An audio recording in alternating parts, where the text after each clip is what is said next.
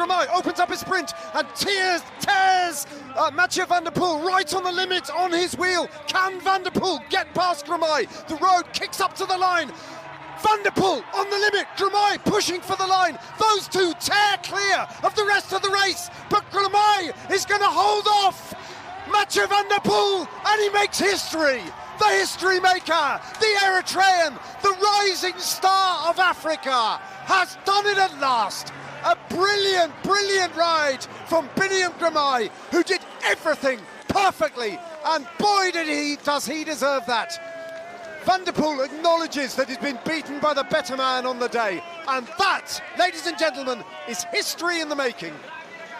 Already a superstar, is probably the most famous Eritrean who's ever lived at this point. Yeah, there will now be, no doubt, a national holiday on this day.